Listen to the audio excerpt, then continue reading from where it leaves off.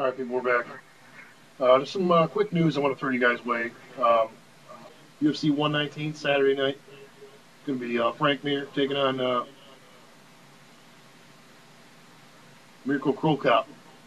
Should be a badass night, man.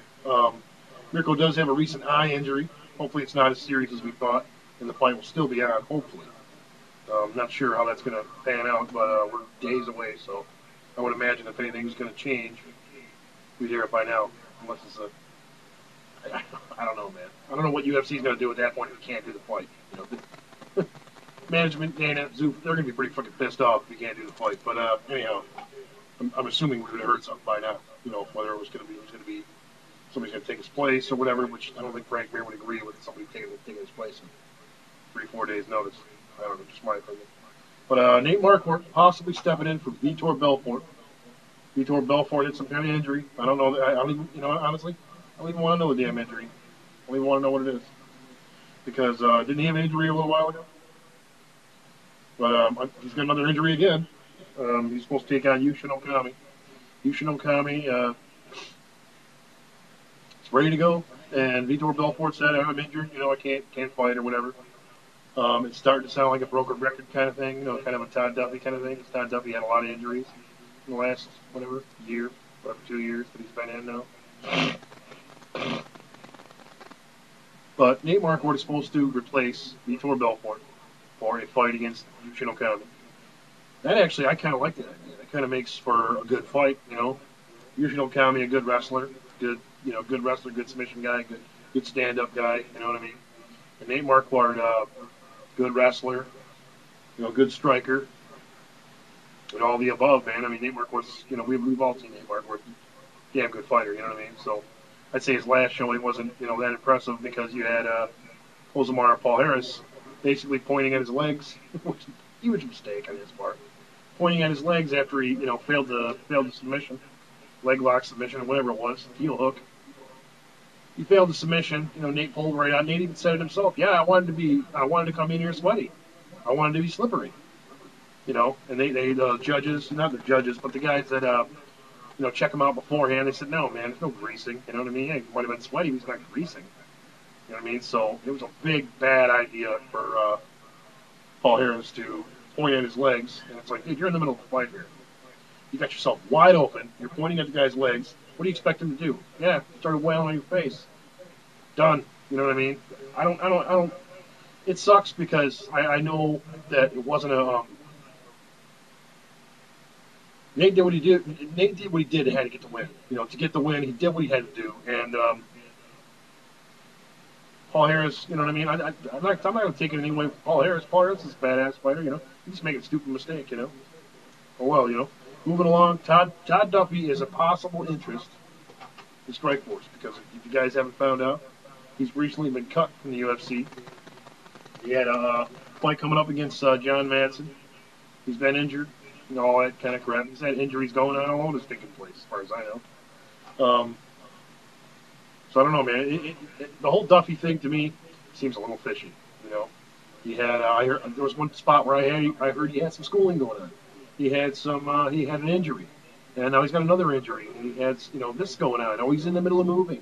He's going to move to Vegas. And it's just so much crap. And I think Dana, or Fertitta Brothers, whoever, just got pissed off enough and just like, I'm tired of this guy's crap. But Alex Davis, which is Todd Duffy's manager, he confirmed that Todd Duffy is cut from the UFC. It's over. It's done. He had his match against Madsen, UFC 121, which was called off due to a lingering knee injury. It's kind of a long shot off. What is it, a month away or so, roughly? And he's already calling a knee injury.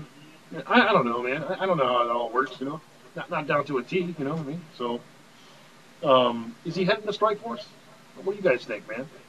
He'd be stupid not to, and it'd be stupid for Coker and whatever, Rich Choi, the matchmaker, not to pick him up. Because they've been saying, yeah, he's an interest. He's an interest? You out of your fucking mind? Todd Duffy's an interest at Strikeforce? Are they out of their fucking heads? I don't know, man. But Todd Duffy's been a good fighter thus far. I mean, obviously, just the two fights he's been in there, you know what I mean? Well, on to his third fight, you know what I mean? In the UFC. His little short run in the UFC, whatever, a year's time, whatever it is. A little more than a year. Yeah, it sucks, man. I wanted to see what the guy was going to bring back against John Madsen. I think he would have mopped the floor with John Madsen, but apparently he's got his freaking knee injury going on. It just seems like there's an awful lot of injuries, for such a big, strong guy. It seems like an awful lot of injuries going on and all kinds of shit. But anyway, moving along here. Dana tweeted at one point, not Dana, but UFC. It was under the UFC Twitter account, I guess, apparently. But they tweeted, twatted, whatever they did, man. It was, don't know which is more awesome, Duffy's former title or his job at Dairy Queen. Duffy snapped back with, yo, UFC, find a new way to promote me. I don't find my misfortunes as funny as you do. Your sense of humor sucks. That's what Todd Duffy had to say about it. I tend to agree with Todd Duffy. You know what I mean? It's like, I had a bad night. Here you are making fun of it, whatever. Blah blah blah. I'm behind the scenes. You know what I mean? We're all behind the scenes. We don't see exactly what goes on. We don't know exactly what happened with all that shit. As far as what was said behind the fight. But I just think it's this is kind of last deal. Todd Duffy, in reference to getting cut from UFC. His last little spout off about it, what he said was, emotionally, I'm hurt.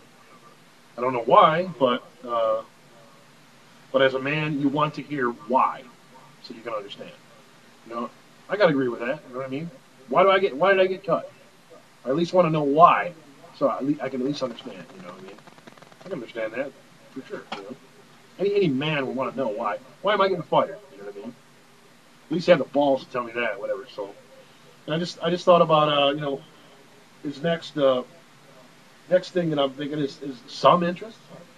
Rich Choi, the matchmaker of Strikeforce, has some interest in Todd Duffy.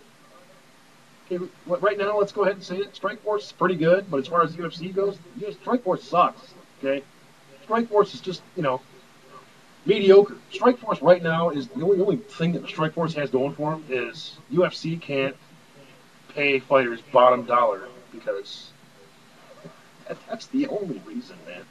UFC has nothing to worry about when it comes to Strikeforce. Do I want to see Strikeforce do better? Yeah. A year ago, did I think they were doing better? Yeah. They've fallen on hard. They've fallen on hard times. I think they're climbing their way out of it. You know what I mean? I think there's time where UFC was doing bad. You know what I mean? So it's just a big catch-22, man. But I think Coker needs to get a pair of balls and tell Overeem, look, man, you're either going to fucking defend your title or you're not going to defend your title, and you're going to go somewhere else. I almost have to wonder if maybe Coker, the guy at Strikeforce, deciding what Strikeforce is going to do and all that bullshit.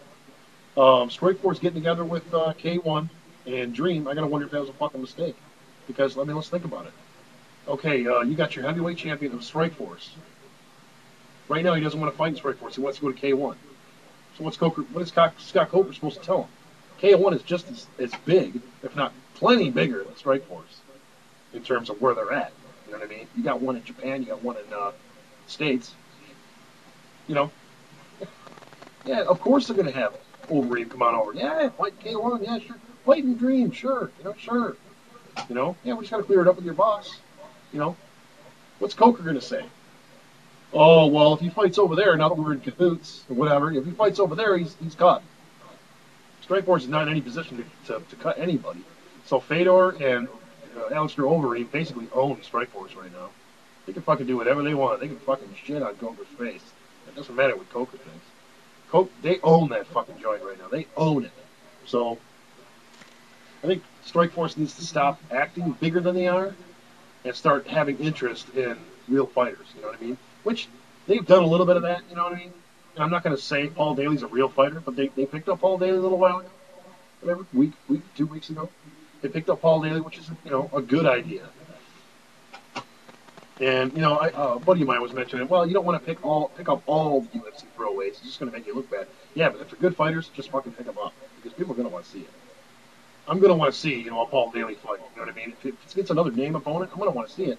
Even though I'm not really behind Paul Daly just yet. He's a fucking badass puncher. You know what I mean? So if we get him in there with an equal, you know, another badass puncher. Some people speculated put him in there against KJ Newlands. You know what I mean? You never know, man. One guy catches the right shot, could be a badass matchup. So I don't know. We'll see, man. We'll see how it pans out. But like I said, man, as far as strike force goes, stop acting bigger than you are, and put your fucking nose to the grindstone. Take a little better control of your fighters. I mean, seriously, man. Overeem, like I said, Overeem and Fedor own fucking strike force, man. Scott Coker has no fucking backbone. He has nothing to stand on, man. His heavyweight champion that hasn't defended his title, and excuse me, he's defended it once in what is it? Damn well going on 3 years. My buddy Joe just brought that to my attention. I'm like, can't believe I fucking missed that. 3 years, damn near 3 years. He hasn't defended his title. What the fuck is that about? Your heavyweight champion can't defend his title more than 3 times a year? What kind of champion is he?